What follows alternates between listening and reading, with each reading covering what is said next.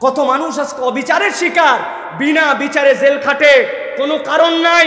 আমির হামজা 3 বছর jail খাটলো, jail খাটার পরে বের হয়ে আসলো, কিন্তু জানতে চাই আমির হামজার জীবন থেকে যে 925 দিন কেড়ে নেওয়া হলো, এই জীবন কি ফেরত দেওয়া সম্ভব? তাহলে এই অন্যায়টার হিসাব কোথায় হবে? আল্লাহ বলছেন অন্যায়ের হিসাব হবে, টেনশন নিও না। মনে করছো কেবল দুনিয়াতেই তোমার হিসাব, না। ওয়ালা তাহসাবান্নাল্লাহা গাফিলান আম্মা ইয়ামালুজ জালিমুন। আল্লাহ বলছেন আল্লাহ কোনো গাফেল নন। যারা জুলুম করে তাদের প্রত্যেকের হিসাব কড়াই গন্ডায় আল্লাহর কাছে বুঝে নেবেন, ঠিক কি না? সাবধান হয়ে যান, জুলুম যারা করেন সাবধান হয়ে যান।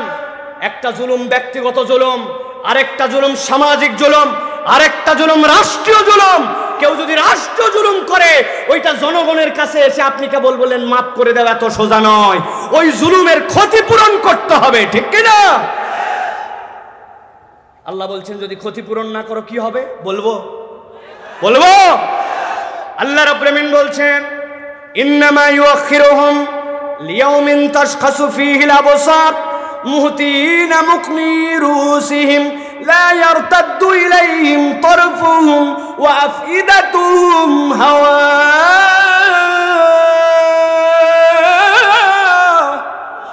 আমার আল্লাহ বলছেন কিয়ামতের ময়দান যেদিন হবে, দিল নরম করেন, ঠান্ডা মাথায় বোঝেন। আল্লাহ রাব্বুল আমিন বলছেন কিয়ামতের ময়দান যেদিন হবে, ইন্নামা ইউআখিরুহুম লিয়াউমিন তাশখাসু ফীহিল আবসার। আল্লাহর কাছে যখন যাবে চোখগুলাকে রব্বুল আমিন বিস্ফোরিত করে দিবেন, কোটর থেকে বেরিয়ে আসবে। আল্লাহ বলছেন যেই না কোটর থেকে বেরিয়ে আসবে দুনিয়ার মানুষ বুঝে ফেলবে এইটা জুলুমের কেসের মধ্যে ধরা খেয়ে গেছে। আল্লাহ বলছেন মুহতিনা মুকনি রুসিহিম লা ইয়ারতাদ্দু ইলাইহিম তারফুহুম। চোখ বিস্ফোরিত হওয়ার পরে মাথাটা উপর দিকে হয়ে যাবে, ফেরেশতা পিঠের মধ্যে একটা বাড়ি দিবে। আল্লাহ বলছেন এই ডানেও ফিরবে না বামেও ফিরবে না, গেডিটা সোজা হয়ে যাবে।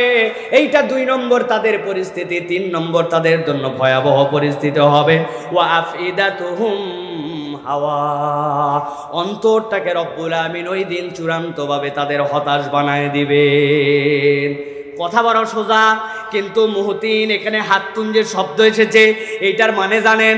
আল্লাহ রাব্বুল আমিন যে বললেন অন্তর হতাশ বানাবেন, এটার ব্যাখ্যা কি? মুফাসসিররা বলছেন আল্লাহ রাব্বুল আমিন তার ইমানদার বান্দাদেরকে একটা পর্দার মধ্যে নেবেন, নেওয়ার পরে জিজ্ঞাসা করবেন ইকরা কিতাবাক কাফা বিনাফসিকাল ইয়াউমা আলাইকা হাসিবা।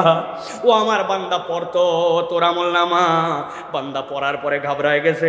আল্লাহ রাব্বুল আমিন এরপরে তার রহমতের চাদরে তাকে দিয়ে নিয়েছেন। নেওয়ার পরে আল্লাহ জিজ্ঞাসা করবেন বান্দা এই পাপ করছিলে?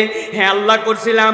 এই পাপ করছিলে? হ্যাঁ করছিলাম। এই পাপ রব্বুল আমিন তার আমলনামায় শিরিক পান নাই আর জুলুম পান নাই। বান্দা যখন সব স্বীকার করবে আল্লাহ বলবেন ও আমার বান্দা দুনিয়ার বুকে আমি রহমান ছিলাম কিন্তু আজকে রহিম রব আমি।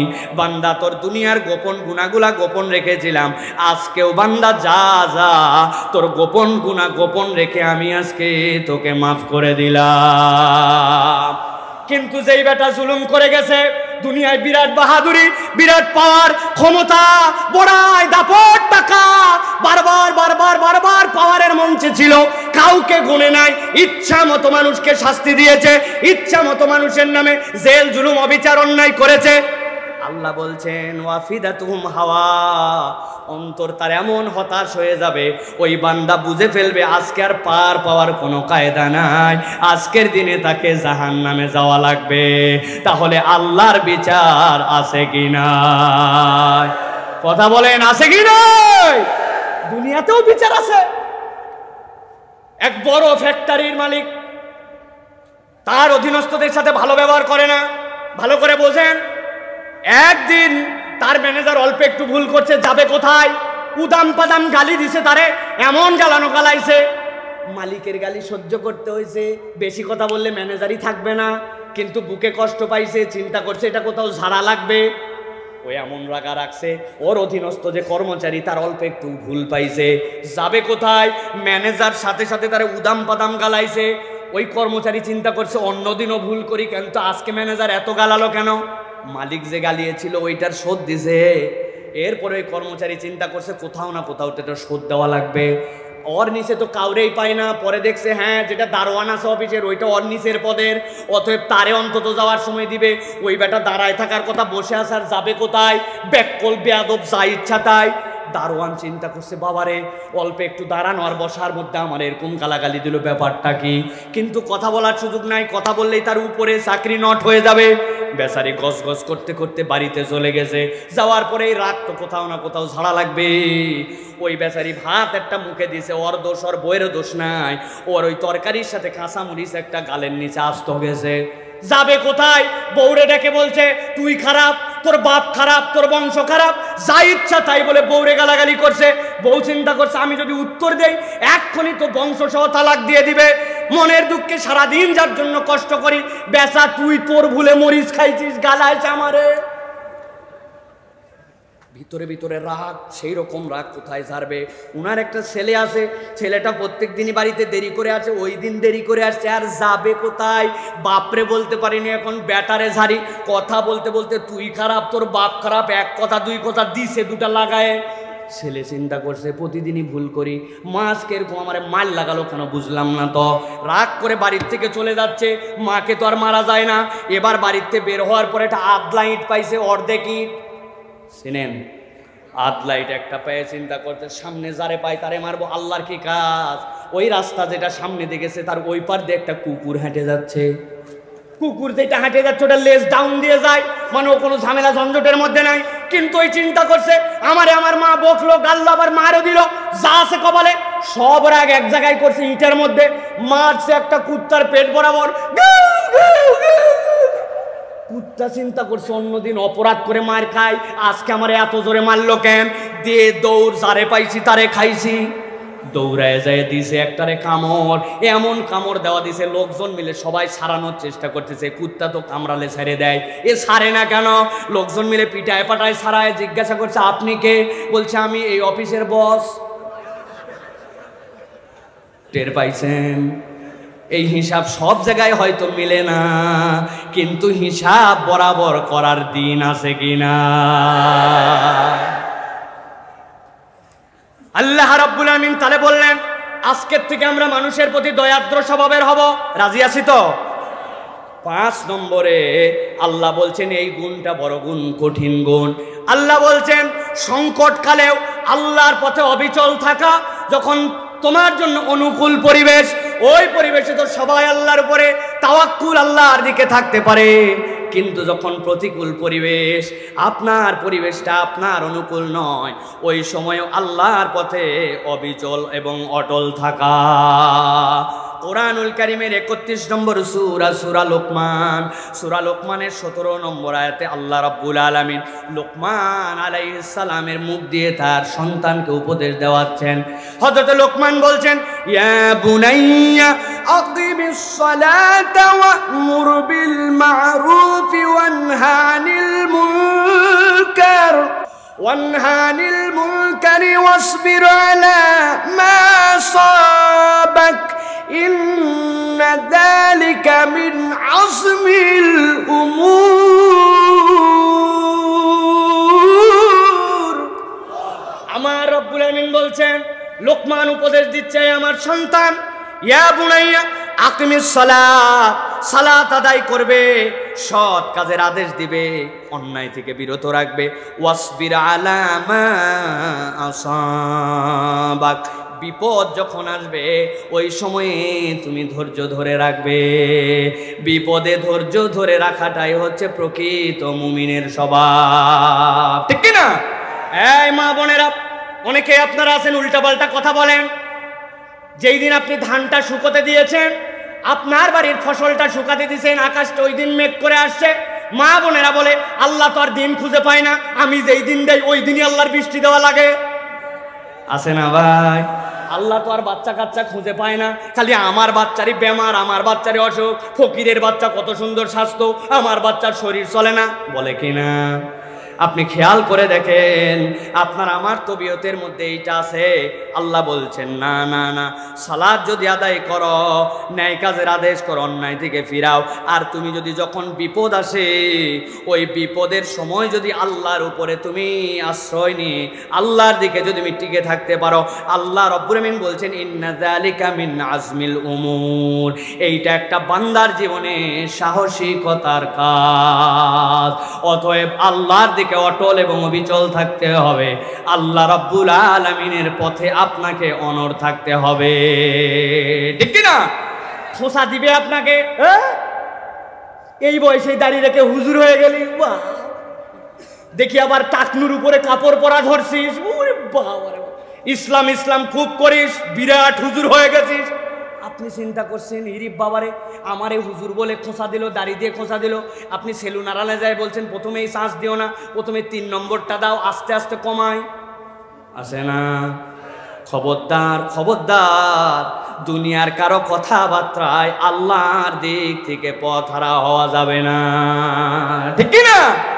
লোভ আসবে আপনার পথে, অনেক ধরনের বিপদ আসবে, অনেক ধরনের আপনার সামনে প্রলোভন আসবে। কোন প্রলোভন কোন কিছুতে আল্লাহর পথ থেকে সরা যাবে? আল্লাহ রাব্বুল আলামিন বলছেন, এটা আল্লাহ নিজে ঘোষণা দিচ্ছেন, এটা হচ্ছে তোমার জন্য সাহসিকতার কাজ। সবরের অনেক দীর্ঘ আলোচনা। সবরের নিম্ন স্তরটা আমরা বুঝি। সবরের নিম্ন স্তর কি? অসুখ হয়েছে, ধৈর্য ধরে আছে। বাচ্চা কাচ্চার অসুখ হয়েছে, ধৈর্য ধরে আছে। আল্লাহ অনেক দিন ধরে ব্যবসাপাতি ভালো যাচ্ছে না, ধৈর্য ধরে আছে, এটা সবর।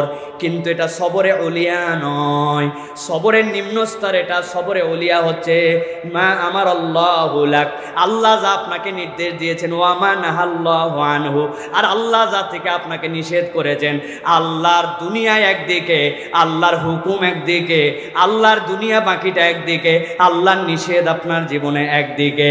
আল্লাহর আদেশের প্রতি আপনি অবিচল, নিষেধ থেকে আপনি দূরে থাকেন, এইটাই হচ্ছে প্রকৃত মুমিন, ঠিক কি না? বহু জায়গায় আমি বলি অনেক দাড়িওয়ালা মুসলমান, জুব্বা টুপিওয়ালা মুসলমান, কিন্তু এখন পর্যন্ত দাদনের ব্যবসা ছাড়ে নাই, সুদের কারবার করে, আছে না?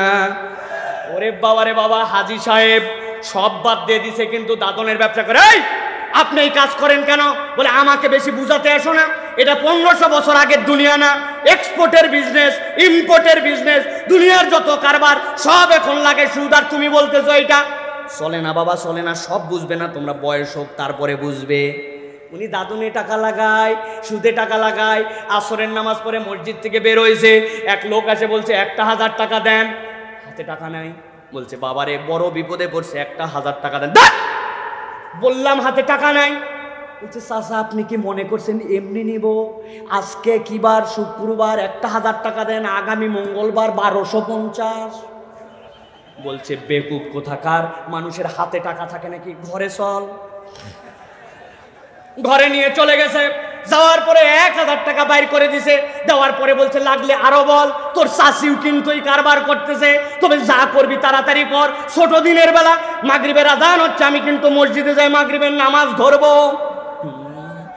আসরের নামাজ পড়ে এসে মাগরিবের নামাজ ধরার পেরেশানি দেখায়, কিন্তু আল্লাহর বিধানে সবর করে সুদের কারবার থেকে বের হতে পারে না, আছে কিনা? আমার আল্লাহ রাব্বুল আমিন বলছেন, অতএব সংকটকালে আল্লাহর প্রতি অটল অবিচল থাকা। 6 নম্বরের পরে রব্বুল আমিন বলছেন মানুষকে অবজ্ঞা না করা। কখনো মানুষকে অবজ্ঞা করা যাবে না। মানুষকে অবজ্ঞা করা যাবে না। প্রিয় ভাইরা, একটা পয়েন্ট বলে শেষ করব, দুইটা পয়েন্ট বলে শেষ করব প্রিয় ভাইরা। 1 নম্বর বলেছি না জেনে কারো অনুসরণ করব। 2 নম্বরে বলেছি নম্র স্বরে কথা বলবো। 3 নম্বরে বলেছি লজ্জাশীলতার আচরণ লাগবে। 4 নম্বরে বলেছি মানুষের প্রতি দয়া করতে হবে। 5 নম্বরে আপনাদের কাছে বলেছি সংকটকালেও আল্লাহর পথে অটল এবং অবিচল থাকতে হবে। রাজি আছেন ইনশাআল্লাহ? আর 2টা পয়েন্ট বলবো, জাস্ট খালি পয়েন্ট বলে দিব, আমাদের জীবনে খুব গুরুত্বপূর্ণ। একটা হচ্ছে পরামর্শের ভিত্তিতে কাজ করা। কি করা? আল্লাহ রাব্বুল আলামিন 42 নম্বর সূরা সূরা এর 38 নম্বর আয়াতের মধ্যে আল্লাহ বলছেন, ওয়াল্লাযীনা ইসতাজাবু লিরাব্বিহিম ওয়া আকামুস সালাতা ওয়া আমরুহুম শুরা বাইনাহুম ওয়া মিম্মা রাযাকনাহুম ইউনফিকুন। আল্লাহ রাব্বুল আলামিন বললেন, তোমাদের জন্য রব্বুল আলামিন দায়িত্ব দিচ্ছেন, তারা যেন রবের আদেশ যেগুলো আছে পালন করে, নামাজ যেন কায়েম করে, আর পারস্পরিক যেন পরামর্শের ভিত্তিতে কাজ করে। বান্দা যখন পরামর্শের ভিত্তিতে কাজ করে, এর মধ্যে বরকত ঢুকায় দেন কে? বরকত ঢুকায় দেন কে? আল্লাহ। অতএব ছোট থেকে বড় যে কোনো কাজ করবেন, এই কাজগুলি পরামর্শের ভিত্তিতে করবেন, আল্লাহ রাব্বুল আলামিন বরকত ঢুকায় দিবেন, ঠিক কি না? সর্বশেষ 15টি পয়েন্ট বলতাম, কিন্তু লাস্ট পয়েন্ট হিসেবে আজকে বলি, প্রিয় ভাইরা, আমাদের অনেকের ধারণা যারা অমুসলমান, যারা ইসলাম পালন করে না, তাদের সাথে আমাদের আচরণের নীতিমালা কি হবে আমরা অনেকেই জানি না। কথা শোনেন, একদম চুপ করে কথা শুনেন, নড়াচড়া করেন না, কথা বলেন না, কথা শোনেন। ক্যামেরাম্যানরা বসেন, প্রিয় ভাইয়েরা বসবে বসবে বসবে। অমুসলমানদের সাথে আমাদের আচরণ কেমন হবে এটা শেষ কথা। আল্লাহ রাব্বুল আলামিন কোরআনুল কারীমের মধ্যে বলেছেন, লা ইয়ানহাকুমুল্লাহু আনিল্লাযীনা লাম ইউকাতিলুকুম ফিদ-দীন ওয়া লাম ইউখরিজুকুম মিন দিয়ারিকুম আন তাবাররাউহুম ওয়া তুকসিতু ইলাইহিম ইন্নাল্লাহা ইউহিব্বুল মুকসিতিন। আল্লাহ বলছেন, তোমাদের সাথে কেউ যদি ফাইট করতে না আসে, তোমাদেরকে তোমাদের জনপদ থেকে বের করে না দেয়, ইসলাম দুনিয়ার বুকে সবচেয়ে বড় সৌন্দর্য শিখাচ্ছে। তোমাদের অমুসলমান প্রতিবেশী যদি হয়, সে যদি তোমাদের সাথে বসবাস করে, আল্লাহ বলছেন তাদের সাথে সদাচরণ করা এবং ইনসাফ করতে আল্লাহ নিষেধ করেন না। অতএব যারা এই সৌহার্দ্যপূর্ণ সমাজে আমাদের অন্যান্য ধর্মাবলম্বীরা আছে, তাদের প্রতিও আমাদেরকে সদয় আচরণ করতে হবে, ভালো আচরণ করতে হবে। মনে রাখতে হবে, ইসলাম যতটা না তলোয়ারের জোরে প্রতিষ্ঠিত হয়েছে, ইসলাম তার থেকে বেশি হাজার গুণ তার আদর্শ দিয়ে প্রতিষ্ঠিত হয়েছে, ঠিক কি না? অথবা আমাদেরকে আদর্শ মুসলমান হতে হবে, আদর্শ মুমিন হতে হবে। আজকের এই বিশাল মাহফিলে, পেকুয়ার মাহফিলে সর্বশেষ আহ্বান করব, আমার প্রিয় অভিভাবকেরা, আমার প্রিয় দেশের তৌহিদি জনতা, মুসলমান ও মুসলমান সকল ভাই এবং বোনেরা, আজকে বাংলাদেশের শিক্ষা ব্যবস্থা নিয়ে বিরাট চক্রান্ত চলতেছে। এই শিক্ষা ব্যবস্থায় এমন কিছু শেখানো হচ্ছে যেটার সাথে আল্লাহ এবং তার রাসূলের সম্পর্ক নাই। আল্লাহ বলেছেন, ইন্না খলাকনাকুম মিন যাকারি ওয়া উনসা, আমি তোমাদের জন্য পুরুষ এবং নারীতে তোমাদেরকে সৃষ্টি করেছি। কিন্তু আমাদের পাঠ্যক্রমে আমাদেরকে শেখানো হচ্ছে পুরুষ আর নারী কেবল নয়, প্রত্যেকটা মানুষ দুনিয়াতে মানুষ হিসাবে আসে, বড় হওয়ার পরে সে সিদ্ধান্ত নিবে সে পুরুষ না নারী। এইটা বোঝানোর দ্বারা মূলত তারা বুঝাতে চায় আল্লাহর দেওয়া বিধান হিসাবে ছেলে মেয়ের সাথে বিয়ে হবে, কিন্তু এইটা কার্যক্রম যদি ঢুকায় দেওয়া যায়, এলজিবিটি যদি ঢুকায় দেওয়া যায়, সমকামিতা যদি ঢুকায় দেওয়া যায়, ট্রান্সজেন্ডার যদি ঢুকায় দেওয়া যায়, তাহলে ছেলের সাথে বিয়ে করবে সমস্যা নাই, মেয়ের সাথে মেয়ে বিয়ে করবে সমস্যা নাই। এই বীজ ঢুকানোর জন্য আমাদের শিক্ষা পুস্তকে এরকম অনইসলামিক বিষয় ঢুকানো হয়েছে। শিক্ষক দিয়ে আপনার আমার সন্তানদেরকে অনইসলামিক কিছু শেখানো হবে, তাওহীদি জনতা এটা সহ্য করবে না।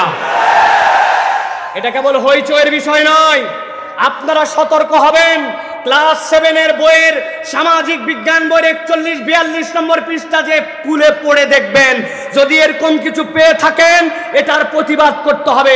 এটার বিপক্ষে কথা না বললে আমি আপনাদেরকে একটা কথা কেবল বলে দিতে চাই, কথা শুনেন, কথা শুনেন, পরিণতিটা কি হবে বলে দিতে চাই।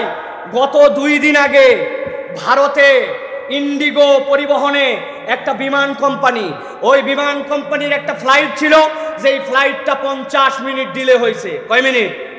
ফ্লাইট 50 মিনিট ডিলে হওয়ার পরে পাইলট উঠে বলছে যে আমরা আন্তরিকভাবে ক্ষমা প্রার্থী ডিলে হওয়ার জন্য। যাত্রী এমন সেতা ককপিট খুলে যায় ওই পাইলটকে পিটাইছে। জিজ্ঞাসা করতে চাই, এই বিমান ডিলে হওয়া কি পাইলটের দোষ? বিমান ডিলে হওয়া পাইলটের দোষ নয়, এটার সাথে ট্রাফিক কন্ট্রোল, এটার সাথে উড্ডয়ন অবতরণ, আসমানের পরিবেশ, অনেক কিছু জড়িত আছে। কিন্তু প্রাইমারি পিটনটা কিন্তু খাইছে পাইলট।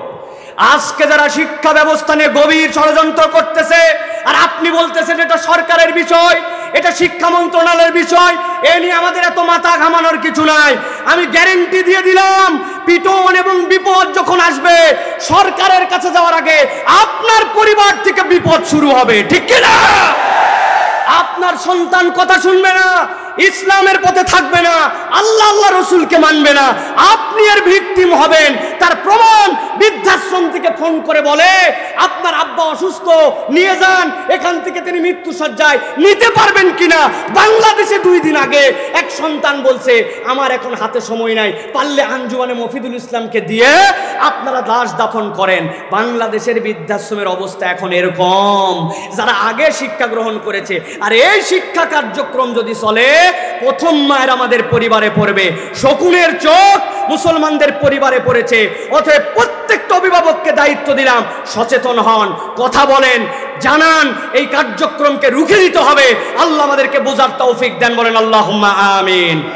আল্লাহ রাব্বুল আলামিন বলছেন, যেই কোরআন শোনার জন্য আসছো, ওই কোরআনের ব্যাপারে আমি রব্বুল আমিন তোমাদেরকে গ্যারান্টার হলাম, লা ইয়াতিহিল বাতিলু মিন বাইনি ইয়াদাইহি ওয়ালা মিন খালফিহি তানজিলুম মিন হাকিমিন হামিদ। আমি আল্লাহ রাব্বুল আমিন গ্যারান্টি দিলাম, যেই কোরআন শোনার জন্য আসছো, যেই কোরআন তোমাকে দেওয়া হয়েছে, কিয়ামত হয়ে যাবে, দুনিয়ার সব প্রযুক্তিতে দুনিয়াবাসী আগায় যাবে, কিন্তু আমি আল্লাহ রব্বুল আমিন চ্যালেঞ্জ দিয়ে রাখলাম, এই কোরআনের ভিতরে কোনো বাতিল প্রবেশ করতে পারবে না, না সামনে থেকে, না পেছন থেকে, না ডান থেকে, না বাম থেকে। এইটা বলার উদ্দেশ্য, কোরআনের বিধান হবে শাশ্বত, কোরআনওয়ালারাও হবে ইউনিক মানুষ। আল্লাহর পক্ষে, কোরআনের পক্ষে একবার যদি কেউ কোরআন ধারণ করে নিতে পারে, কোরআনওয়ালাদেরকে কখনো বাতিল পরাজিত করতে পারবে না।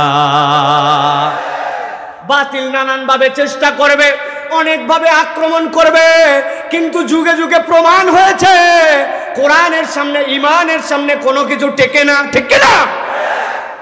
আল্লাহ রাব্বুল আমিন বলছেন, এরকম কোরআন যেটা তোমরা শুনতে আসলে, আমি আল্লাহ তোমাদেরকে বললাম, আলিয়াউমা ইয়াইসাল্লাযীনা কাফারু মিন দীনিকুম ফালা তাখশাউহুম ওয়াখশাউন। আল্লাহর নবীকে আল্লাহ বলছেন, হে আমার হাবিব, আজকের দিনে আপনার জন্য, যেই দিন আপনাকে বিদায় হজ করানো হলো, যেই দিবসে কোরআনুল কারীম আপনার কাছে আমি দিচ্ছি, এই দিনে আমি আল্লাহ আপনাকে জানাই দিচ্ছি, ওই মক্কা মদিনায় কেবল নয়, আশপাশে জাজিরা তুলারবে কেবল নয়, আল্লাহ বলছেন আজকের দিনে কাফের মুশরিকরা হতাশ হয়ে গেছে। ওরা আর ইসলামকে নিয়ে যেই রকম গভীর ষড়যন্ত্র করত, এই ষড়যন্ত্র যে আর সফল হবে না তারা বুঝে ফেলছে। আল্লাহ বলছেন, আজকের থেকে আপনাদের প্রতি দায়িত্ব, কখনো আর তাদেরকে ভয় করবেন না। ভয় যদি করতে হয়, ভয় করতে হবে কাকে? আল্লাহ রাব্বুল আমিন এরপরে বলছেন, আল-ইয়াওমা আকমালতু লাকুম দীনাকুম ওয়া আতমামতু আলাইকুম নি'মাতি ওয়া রাদিতু লাকুমুল ইসলাম দীনা।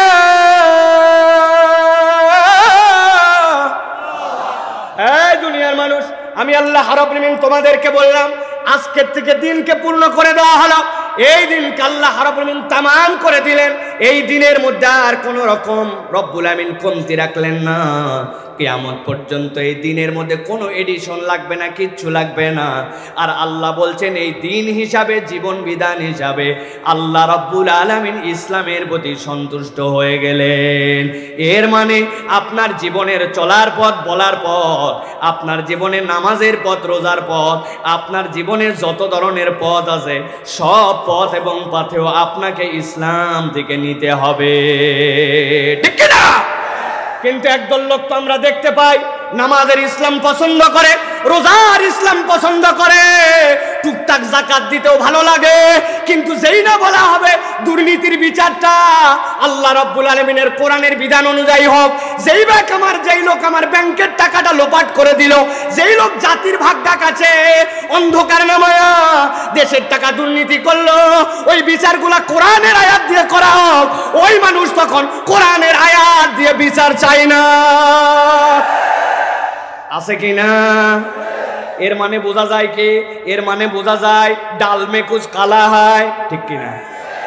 কারণ যখন রাস্তা বানানোর আপনার আমার টাকা দিয়ে দায়িত্ব দেওয়া হয়েছে, যেই রাস্তা বানাতে দেওয়া হয়েছিল পাথর দিয়ে ওই জায়গায় দিয়েছে খোয়া, যেই জায়গায় দেওয়ার কথা ছিল বিটুমিন ওই জায়গায় দিয়েছে কেরোসিন আর পোড়া মোবেল, আর যেই জায়গায় দেওয়ার কথা ছিল মোটা মোটা রড ওই জায়গায় দিয়েছে আরে বাঁশ বাদ দেন, এখন কঞ্চি, বহুত আগে বাঁশের কারবার শেষ, ঠিক কিনা?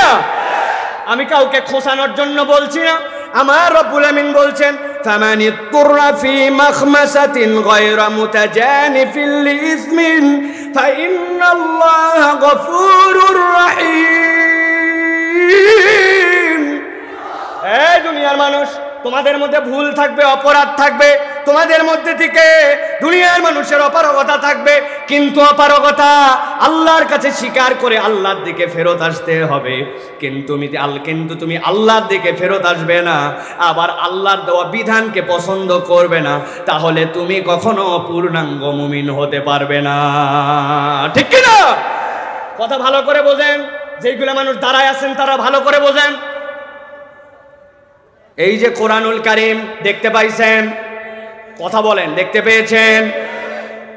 এই কোরআনুল কারীমের আমি 15 পারা পর্যন্ত ঠিকঠাক মতো বুঝি, গবেষণা করে সব মোটামুটি আমার বোঝা শেষ।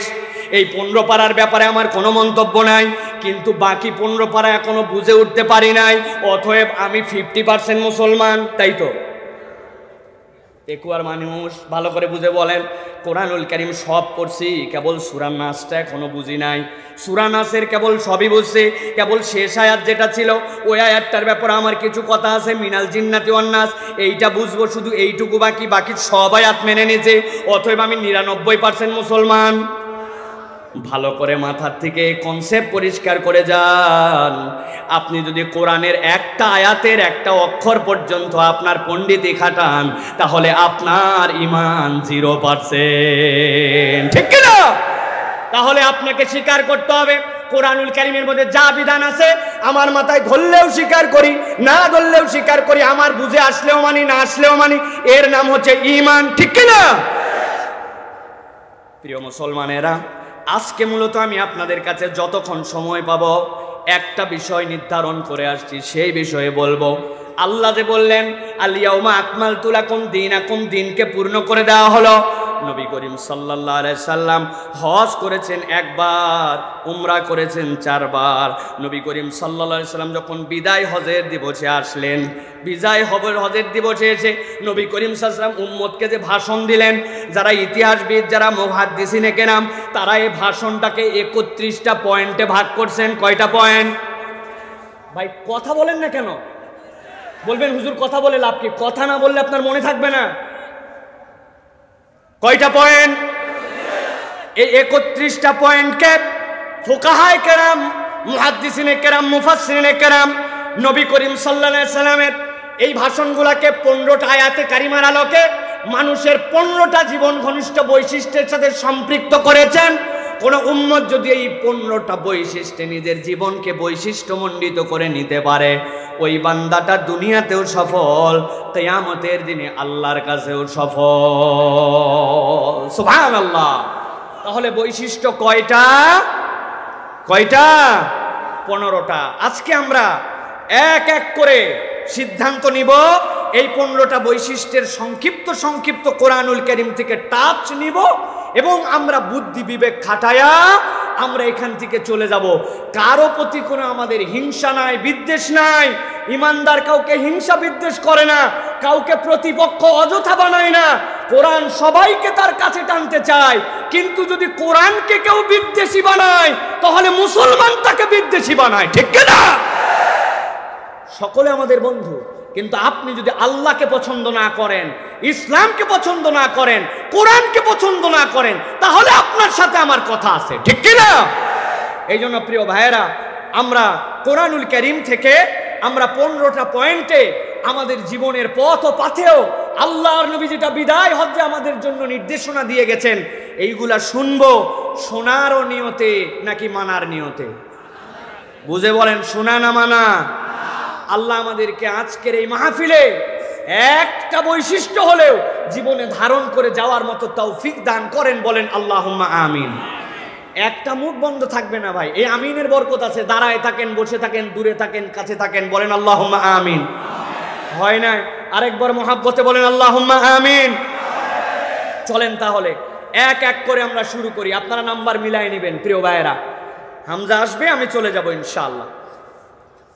1 নম্বরে আল্লাহ রাব্বুল আমিন বলছেন, যাকে তাকে অনুসরণ করো না।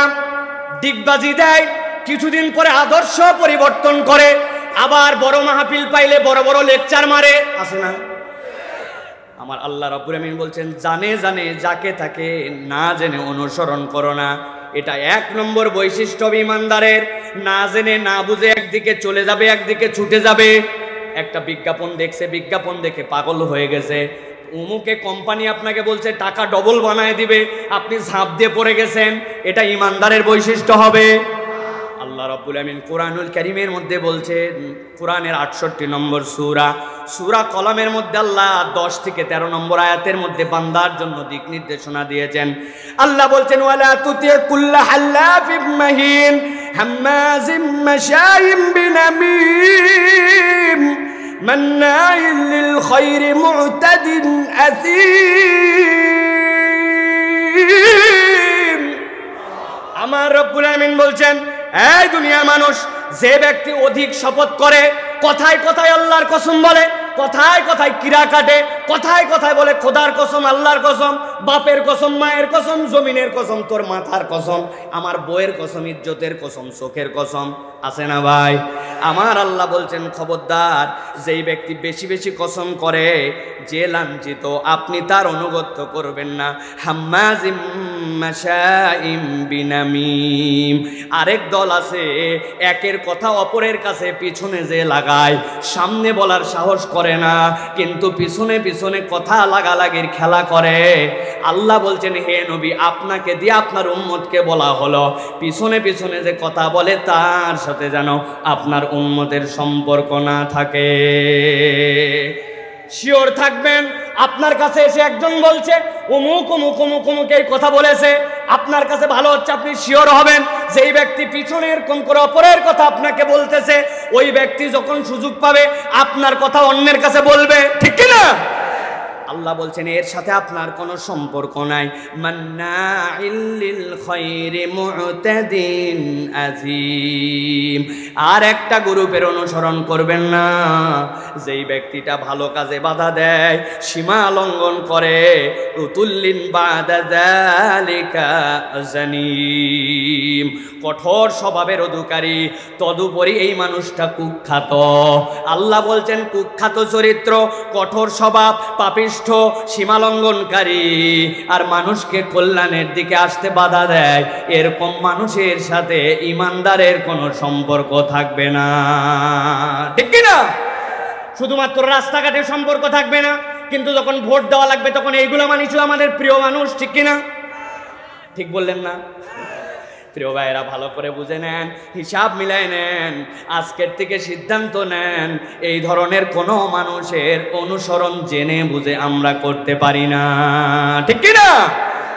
কিন্তু দুঃখ লাগে, আমরা বলেছি আজকে করব না, এইগুলা মানুষের সাথে সম্পর্ক রাখবো না, কিন্তু আপনি যে না বললেন, না বলার সময় মনে মনে ভাবছেন, হ্যাঁ হ্যাঁ ওই মানুষটার সাথে চরিত্র মিলছে, হুজুর যা বলছেন আমার দোস্তের সাথে মিলে গেছে। কিন্তু একটু যদি আয়নায় মুখ দেখি, তাহলে খুঁজে টুজে দেখবো ওই মানুষটা বেশি দূরে যাওয়া লাগবে না, আমার চেহারা যে আয়নার উপরে পড়েছে, ওই আয়নাতে আমি যেন আমার নিজেকে দেখতে পাই, ঠিক কি না? এই জন্য নিজের চরিত্র বদল করা লাগবে প্রিয় ভাইয়েরা। 1 নম্বরে এটা আমি সংক্ষেপ করে বলে যাচ্ছি। 2 নম্বরে আল্লাহ রাব্বুল আলামিন বলছেন, ঈমানদার যদি তুমি হও, তোমার আচরণ কেমন হবে? তোমার আচরণের প্রথম হবে, আল্লাহ রাব্বুল আমিন বলছেন, নবী আপনার উম্মতকে জানাই দেন, আপনার উম্মতের কথা বলার ধরনটা নম্র স্বভাবের হবে। সুবহানাল্লাহ। আল্লাহ রাব্বুল আমিন সূরা তাহা, কোরআনুল কারীমের 20 নম্বর সূরা, এই সূরার 43 থেকে 44 নম্বর আয়াতের মধ্যে আল্লাহ বলছেন, ওই মানুষটার কাছে পয়গম্বর যাচ্ছে, যেই মানুষটাকে আল্লাহ রাব্বুল আমিন নিজে বলছেন লাআল, এর থেকে বড় দস্যু, এর থেকে বড় ইসলাম বিদ্বেষী, এর থেকে বড় আল্লাহদ্রোহী আর কেউ নাই। এর আগে দুনিয়ার বুকে কেউ কখনো এটা দাবি করে নাই, আনা রব্বুকুমুল আলা। ওর থেকে বাজে মানুষ আর দুনিয়াতে আল্লাহদ্রোহী হিসাবে কেউ আসে নাই। কিন্তু আল্লাহ বলছেন, ও মুসা, ও হারুন, সবচেয়ে নিকৃষ্ট মানুষটার কাছে আপনি যাচ্ছেন, কিন্তু তার জন্য আপনাকে নির্দেশনা দেওয়া হচ্ছে। কি নির্দেশনা? আল্লাহ রাব্বুল আমিন বলছেন, ইযহাবা ইলা ফিরআউনা ইন্নাহু তাগা ফাকুলা লাহু কওলান লাইয়িনান লাআল্লাহু ইয়াতাযাক্কারু আও ইয়াখশা।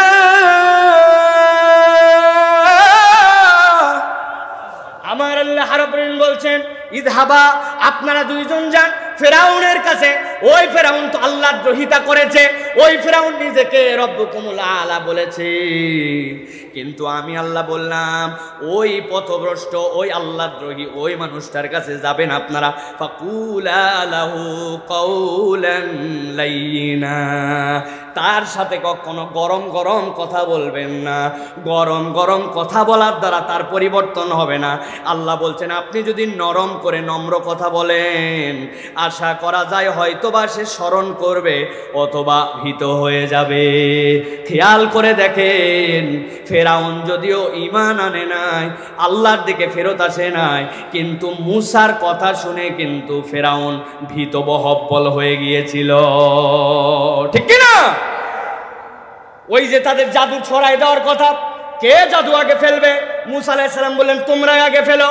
ফেরাউনের কওমের যতগুলো জাদুকর বিখ্যাত বিখ্যাত সবগুলা যখন নিক্ষেপ করেছে, তাফসিরের মধ্যে আসতেছে মুসা আলাইহিস সালাম যখন তার লাঠিকে বলছেন, এখন লাঠি তুমি নিক্ষিপ্ত হও, আল্লাহর নির্দেশে যখন নিক্ষিপ্ত হয়েছে, ওই লাঠি কিন্তু গিলে খাইছে।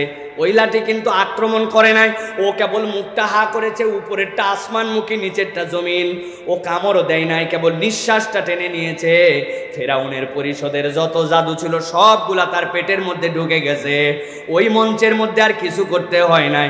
যাদেরকে আল্লাহ হেদায়েত দিয়েছিলেন সবগুলা সিজদায় পড়ে আল্লাহ রব্বুল আলামিনের দাসত্ব স্বীকার করে নিয়েছে। মুসা আলাইহিস সালামকে এই জন্য আল্লাহ বলছেন, আপনার তবিয়ত হবে, লোকটা যতই বড় হোক, যতই দাপটওয়ালা হোক, আপনি যদি নরম তবিয়তে নরম কথা বলেন মানুষের অন্তরে, তাহলে এটা ক্রিয়া করে, ঠিক কি না? কিন্তু এখন আমাদের স্বভাব কি ভাই? আমাদের স্বভাব নরম বলে কোনো কথা নাই, যে যত গরম তার তত ভাব, গরম গরম মুড।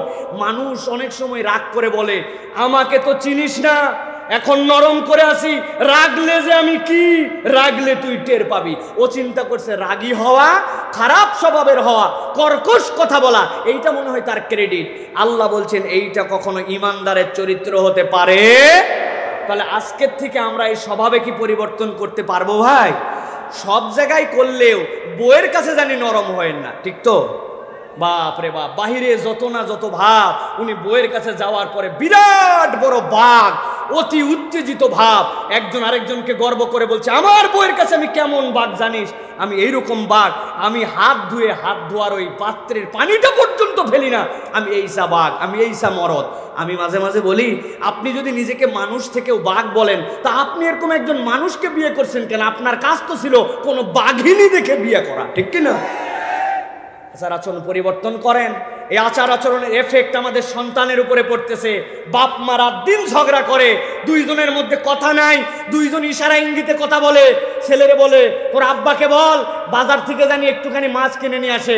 বউ আবার উল্টা উত্তর দেয়, ছেলে আবার উত্তর দেয়, তোর আম্মাকে বল আজকে যা আছে তাই যেন রান্না করে। কথা দুইজনই শুনতেছে, কিন্তু কেউ কারোটা বলে না, একজন আরেকজনকে দিয়ে কথা চালাচালি করে, ঠিক কিনা? ভাত রেডি আছে, কারো যদি খিদা লাগে খায় নে। বাবা রে বাবা, উনি আবার বলতেছে যা খাওয়া এ খাওয়া না খায় বাহিরে খাওয়াই ভালো ছিল। কথা কেউ কারো বলে না, দুইজন স্বামী স্ত্রী।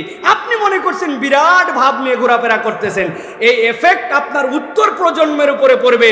আমাদের বাচ্চা কাচ্চা এখন বেয়াদব হয়ে গেছে। আগে বাপ মাকে দেখে বাচ্চা কাচ্চা ভয় করতো, এখন আমাদের বাচ্চা কাচ্চাকে দেখে বাপ মা ভয় করে, ঠিক কিনা? বাবারে সন্ধ্যার পরে বাড়িতে চলে আসিস। বলছে কখন আসতে হবে আমার জানা আছে, বেশি কথা বললে তোমার বাড়িতেই আসবো না। বলছে বাবা যখন মন চাই তখন তাও বাড়িতে আসিস, আর তোকে বলবো না। ঠিক না ভাই? কথা কি ভুল বললাম প্রিয় ভাইয়েরা? অতএব নরম কথার এফেক্ট আছে। স্বামী স্ত্রীর মধ্যে উত্তেজিত কথা যখন বাচ্চা কাচ্চা ঘুমায় ঘর বন্ধ করে বলবেন। সন্তানের সামনে যেন গরম কথা না হয়, বাজে কথা না হয়, একজন আরেকজনকে যেন গালি দিয়ে কটু কথা না হয়। এটা আল্লাহ রাব্বুল আলামিন নির্দেশনা দিয়েছেন। আল্লাহ রাব্বুল আলামিন 3 নম্বর নির্দেশনা দিচ্ছেন, বান্দা তোমাদের চলাফেরা হবে লজ্জা এবং শালীনতার সাথে। তোমাদের চলাফেরার মধ্যে লজ্জা এবং শালীনতা লাগবে। আল্লাহ রাব্বুল আমিন সূরা নূর 24 নম্বর সূরার 27 নম্বর আয়াতের মধ্যে তাবৎ পৃথিবীর মানুষের জন্য বলছেন, নবীজির বিদায় হজের ভাষণের সামারি আল্লাহ বলছেন, ইয়া আইয়ুহাল্লাযীনা আমানু লা তাদখুলু বুয়ুতান গায়রা বুয়ুতিকুম হাত্তা তাস্তানিসু ওয়া তুসাল্লিমু আলা আহলিহা যালিকুম খায়রুল লাকুম লাআল্লাকুম তাযাক্কারুন। আল্লাহ রাব্বুল আলামিন বলছেন, ও দুনিয়ার মানুষ, আমি আল্লাহ রাব্বুল আলামিন দায়িত্ব দিলাম, ইয়া আইয়ুহাল্লাযীনা আমানু লা তাদখুলু বুয়ুতান গায়রা বুয়ুতিকুম। তোমরা একজন আরেকজনের বাড়িতে আসতেছো, তোমার ভাইয়ের বাড়ি, তোমার পরিচিত বাড়ি, এমন কি তোমার নিজের বাড়িতেও যদি তুমি আসো, আল্লাহ বলছেন 1 নম্বর দায়িত্ব হবে অনুমতি নিয়ে নেওয়া, 2 নম্বর ওই পরিবারের প্রতি সালাম দেওয়া। কোন বান্দা যদি এইটা আলাইকুম খায়রুল লাকুম লাআল্লাকুম তাযাক্কারুন, বান্দা স্মরণে রেখো, এইটা যদি করো এইটার মধ্যে তোমাদের জন্য কল্যাণ আছে। এখানে হাত তুলে সাড়া দিবেন। কারা কারা আছেন বুকে হাত দিয়ে বলেন, নিজের বাড়িতে যখন প্রবেশ করি, সুরসা ডাকার আগে, কলিং বেল চাপার আগে, ঠক ঠক দেওয়ার আগে বাড়িতে আগে সালাম দেই, নিজের বউরে সালাম দিয়ে প্রবেশ করি, নিজের পরিবারে সালাম দিয়ে বাড়িতে ঢুকি। হাত তোলেন। বাড়িতে সালাম দিয়ে ঢোকেন। আপনার বউ আছে না মা আছে? বউ আছে, মা আছে, আলহামদুলিল্লাহ। কিন্তু ইমানদার হিসাবে তো আমাদের সকলের হাতগুলো উঠে যাওয়ার কথা ছিল, ঠিক কিনা? চিন্তা করে হুজুর, সব জায়গায় সালাম দেওয়া যায়, কিন্তু বউকে আবার কেমন করে সালাম দেয়? একটা লজ্জা আছে না? আজকের ওয়াজ শুনে যায় যদি বাড়িতে আবার সালাম দেন, আসসালামু আলাইকুম ওয়া রাহমাতুল্লাহ, ফাতেমার মা দরজা খোলো, আপনার বউ আবার বলবে আমি কি অপরিচিত মানুষ নাকি? কোন ভক্কর চক্কর শুরু করলে তুমি আবার? ঠিক না ভাই? কিন্তু আমার আল্লাহ বলছেন, তুমি যদি তোমার বাড়িতেও সালাম দিয়ে প্রবেশ করো, এইটা তোমার জন্য অনুমতি নাও এবং সালাম, আল্লাহ বলছেন এর মধ্যে তোমার জন্য বরকত আছে। তাহলে আমরা সিদ্ধান্ত নিব, আমার পরিবারে আমার বাড়িতে ঢোকার পরে কলিং বেল চাপার আগে, অথবা কলিং বেল যদি বাড়ির থেকে ডিস্টেন্স এমন হয় সালাম না শোনা যায়, তাহলে আপনি কলিং বেল দিয়ে দরজাতে বাড়িতে ঢোকার আগে অনুমতি কারো অপরিচিত আর নিজের বাড়িতে অন্তত পক্ষে সালাম দিয়ে প্রবেশ করব। রাজি আছেন? কথা বলতে হবে, রাজি আছেন? ফাও ফাও না, এই আমল নিয়ে যেতে হবে। যাওয়ার পরে বাড়িতে সালাম দিয়ে প্রবেশ করবেন। আজকের থেকে আমরা এই আমলটা শুরু করব ইনশাআল্লাহ। কেমন করে সালাম দিবেন? আসসালামু আলাইকুম, আসসালামু আলাইকুম, আবার কত কি যে বললো বুঝা গেল। সালাম সুন্দর করে দিতে হবে। আসসালামু আলাইকুম কি? নবীজিকে উপহাস করে বলছে আসসালামু আলাইকুম, নবীজি বলছেন ওয়ালাইকুম আসসালাম, মানে কি তোমার ধ্বংস হোক। নবীকে উপহাস করে বলছে, কিন্তু বাঙালি এখন উচ্চারণ ঠিক মতো পারে না, সালামটা পর্যন্ত বিশুদ্ধ করে দেয় না। আল্লাহ বলছেন কেউ যদি সালাম দেয় তার উত্তরটা তুমি একটু বাড়ায় দিও। আসসালামু আলাইকুম, উনি বলবে ওয়ালাইকুম আসসালাম ওয়া রাহমাতুল্লাহ, আসসালামু আলাইকুম ওয়া রাহমাতুল্লাহ, ওয়া আলাইকুম আসসালাম ওয়া রাহমাতুল্লাহ। এই ওয়াজ শুনে আবার কেউ যদি যায় বলে যা আছে কপালে, হুজুর বলছে সালাম দিয়ে ঢোকা লাগবে, দোয়া বেশি করলে লাভ। উনি সালাম দিয়েছে আসসালামু আলাইকুম ওয়া রাহমাতুল্লাহি ওয়া বারাকাতুহু ওয়া মাগফিরাতু ওয়া জান্নাতু ওয়া রিদওয়ানুহু কাসিরান কাসিরান, যে উত্তর দিবে তার বিপদ আছে না? অতএব যতটুকু লাগবে ওইটুকুর মধ্যে থাকা লাগবে। তাহলে কারো বাড়িতে ঢুকতে হলে ইমানদার অনুমতি নিয়ে ঢুকবে, আর নিজের বাড়িতে অন্তত সালাম দিয়ে প্রবেশ করবে। রাজি আছেন? তবে রাস্তা দিয়ে যখন চলাফেরা করব তখন আশপাশে জালনা টালনাগুলো একটু দেখতে দেখতে যাব। জায়গা মতো কেউ তাকালে মাথা নিচু করে হুজুর আর যখনই দেখবো ফাঁক ফুঁক দেখে যাব। নবীজি বলছেন কেউ যদি কারো বাড়িতে অন্যায়ভাবে ফুটা ফাটি কোনা দিয়ে তাকায়, যেদিক দিয়ে তার তাকানোর অধিকার নাই, কেউ যদি তার চোখটা ফুটা করে দেয় তার জন্য বিচার হবে না, কেননা সে অন্যায় কাজ করেছে। আল্লাহু আকবার। আর আমরা মানুষের দিকে এমনভাবে তাকাই, মানুষের অনেক অন্যায় দেখার পরে আমরা আবার এসে ফুটানি করি। একজন এসে বলছে, হুজুর আমি মোড়ের দোকানে চা খাচ্ছিলাম আর একটা জিনিস দেখে বুকটা ফেটে গেল। কি হয়েছে ভাই? পর্দা পুশিদা বলে কিছু নাই হুজুর, জামিয়ে দেখলাম 15-20টার মধ্যে 14টার বুকেই কাপড় নাই। আমি বললাম আপনার মতো মুত্তাকি তো দেখি না। আর সমাজের এত খারাপ, আপনি চোখ দিয়ে গুনে 14 জনের কাপড় সারা দেখলেন, আপনার দেখার অনুমতিটা দিল কে? আছে না এরকম? আল্লাহ রাব্বুল আলামিন আমাদেরকে হেফাজত করবেন, আল্লাহুম্মা আমিন। 4 নম্বরে খেয়াল করেন, আল্লাহ রাব্বুল আলামিন বলছেন মানুষ হিসাবে আজকের থেকে ইমানদারদের দায়িত্ব দেওয়া হলো একজন অপরজনের প্রতি দয়া করবে, দয়াবান, দয়ার চরিত্র তাদের মধ্যে ঢুকে যাবে।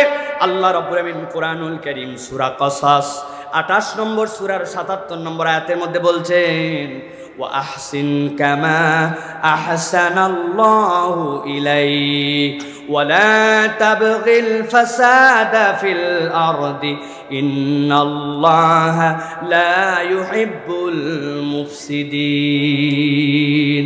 রব্বুল আলামিন বলছেন ওয়া আহসিন কামা আহসানাল্লাহু ইলাইক। ভালো করে বোঝেন, এইটার খেতাব হচ্ছেন নবী সাল্লাল্লাহু আলাইহি ওয়াসাল্লাম। কিন্তু আপনি যদি মনে করেন আল্লাহ আপনাকে বলছেন আপনি দয়া করেন যেরকম করে আপনার রব আপনাকে দয়া করছে, সুবহানাল্লাহ বলেন। আমি ছোট্ট 2টা উদাহরণ দেই আপনার বিবেক যেন খুলে যায় এইটা বোঝানোর জন্য। আপনার যে 5টা নখ আছে, যাদের আছে তারা হাত তোলেন, যাদের নাই তারা হাত তুলবেন না। যাদের হাতে 5 নখ আছে, আমার সামনে বসে আছেন, হাত তোলেন। চাচা আপনার 5 নখ নাই, তা হাত তোলেন না কেন? টান করে তোলেন, সোজা করে তোলেন, সোজা করে তোলেন। তুলছেন সবাই, হাতটা এবার নাড়াচাড়া দেন, একটু নাড়াচাড়া দিছেন, হাত নামাবেন না। এবার বাম হাত দিয়ে 2 নখ বন্ধ করেন, এই 2 নখ, এই নখ আর এই নখ, এই 2 আঙ্গুল বন্ধ করেন। বাড়িতে যাওয়ার পরে কিচ্ছু লাগবে না, আপনার রবের তো আপনি কোনো দয়া খুঁজে পান না। আপনি একদিন সিদ্ধান্ত নেবেন 24 ঘন্টা এখানে একটা গাডার পেঁচায় দিলাম, দেওয়ার পরে এইভাবে চলাফেরা করব। ভাতটা যখন খাবেন এই 2 আঙ্গুল কিন্তু বন্ধ, এই 3টাতে তুলে খাওয়া লাগবে। একজন বলছে একটু সই করে দেন চেকে, কলম কিন্তু এরকম করে ধরে মারা লাগবে। বদনাটা যখন ধরবেন কিভাবে ধরবেন, বাড়িতে যে সিদ্ধান্ত নিয়েন।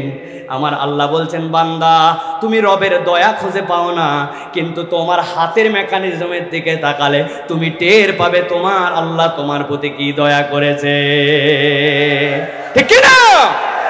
আমার আল্লাহ রাব্বুল আলামিন বলছেন আহসিন কামা আহসানাল্লাহু ইলাইক। তোমার রব তোমার প্রতি যে দয়া করেছে বান্দা তুমি কল্পনার মধ্যে আনতে পারবা না, তুমি চিন্তা করতে পারবা না। এত পরিমাণ গতকালকের মাহফিলে কুয়াশা ছিল, গাড়ি আমার 20 কিলোমিটার বেগে চলে না।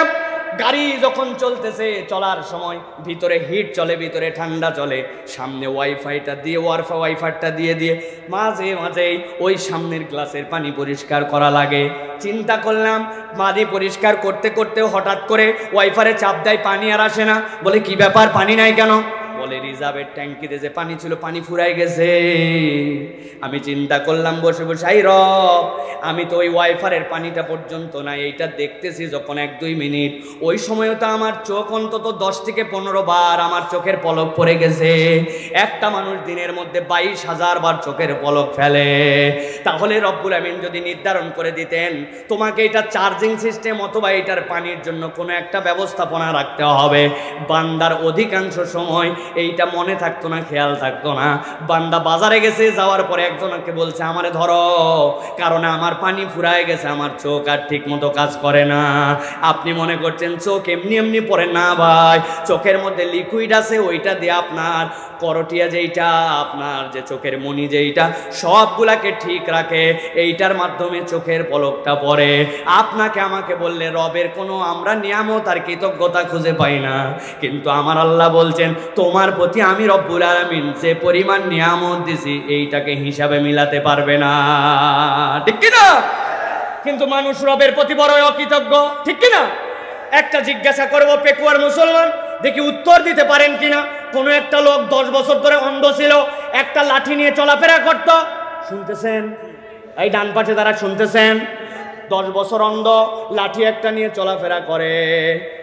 10 বছর পরে তার অপারেশন করার পরে তার চোখ ঠিক হয়ে গেছে। যেই না চোখ ঠিক হয়েছে, সর্বপ্রথম ও কি বাদ দিবে?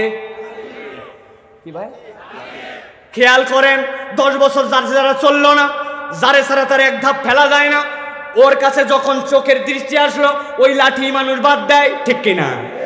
মানুষের তবিয়ত এইরকমই, বিপদে পড়লে আল্লাহ আল্লাহ, আর রব যেই না আপনার ফেভারে রাখে, তখন বান্দা সবার আগে আল্লাহকে ভুলে যায়।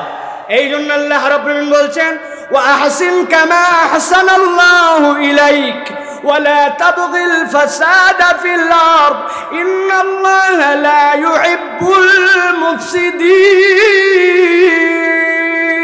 মুফসিদিন।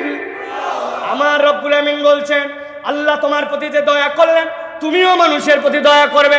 এই জন্য নবী বলছেন, তোমার জীবনে তুমি যদি দয়া পেতে চাও, ইরহাম্মান ফিল আরদ ইরহাম্মান ফিস সামা, জমিনবাসীর প্রতি যদি তুমি দয়াদ্র হও, তাহলে আসমানওয়ালা তোমার প্রতি দয়াদ্র হবে, ঠিক কি না? চলতে চলতে একটা গাছের পাতা একটা বাঁশের মাথা বেঁধেছে, টান দিয়ে নিল, দাঁত দিয়ে নিল, একটা বাচ্চা কিছু একটা পাতা ছিঁড়ে নিল।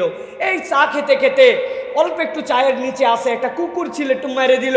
এইগুলাকে চিন্তা করলো, এগুলো কোনো আমার বিষয়ই না, ধর্তব্যের মধ্যেই পড়ে না।